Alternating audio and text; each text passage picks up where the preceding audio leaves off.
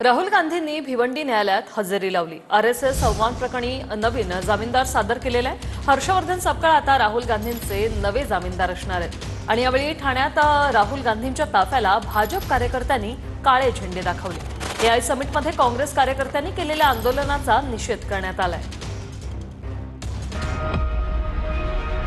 राष्ट्रीय स्वयंसेवक संघाविरोधात केलेल्या वक्तव्याच्या प्रकरणामध्ये राहुल गांधींनी आज भिवंडी न्यायालयात हजेरी लावली।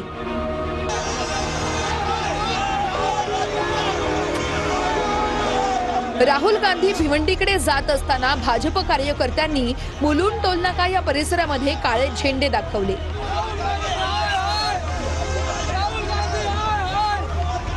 2014च्या लोकसभा निवडणुकीच्या काळात भिवंडी तालुक्यातल्या सोनाळे गावातल्या सभेमध्ये राहुल गांधींनी आरएसएस विरोधी वक्तव्य केलं होतं। महात्मा गांधींच्या हत्येमागे आरएसएसचा हात असल्याचं वक्तव्य राहुल गांधींनी केलं होतं। या विरोधात आरएसएस पदाधिकारी राजेश कुंटे यांनी संघाची बदनामी झाल्याची फिर्याद दाखल केली होती। या प्रकरणामध्ये राहुल गांधींना जामीन मंजूर करण्यात आला होता। राहुल गांधींचे जामीनदार शिवराज पाटील साकुरकर होते, पण डिसेंबर 2025 मध्ये शिवराज पाटील साकुरकर यांचं निधन झालं। त्यामुळे न्यायालयानं राहुल गांधींना नवा जामीनदार सादर करण्याचे निर्देश दिले होते। त्यामुळे राहुल गांधींनी भिवंडी न्यायालयामध्ये हजर राहत नवा जामीनदार दिला। काँग्रेस प्रदेश अध्यक्ष हर्षवर्धन सपकाळ हे आता राहुल गांधींचे जामीनदार असणार आहेत। हर्षवर्धन सपकाळांनी दिलेलं जामीनपत्र न्यायालयानं मंजूर केल्यानं पुढील सुनावणीचा मार्ग मोकळा झालाय।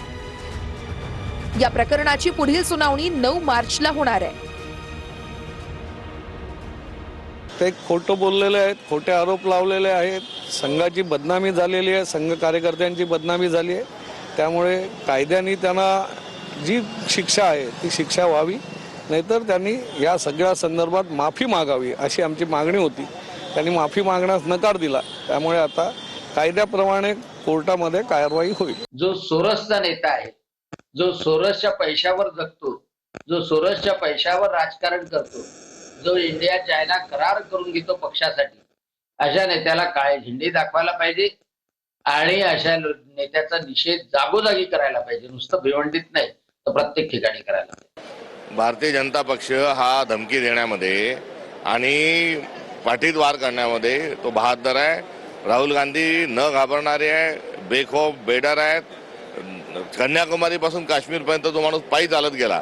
त्यांना घाबरवण्याचा शहाणपणा हा भाजपने न केलेला बरा।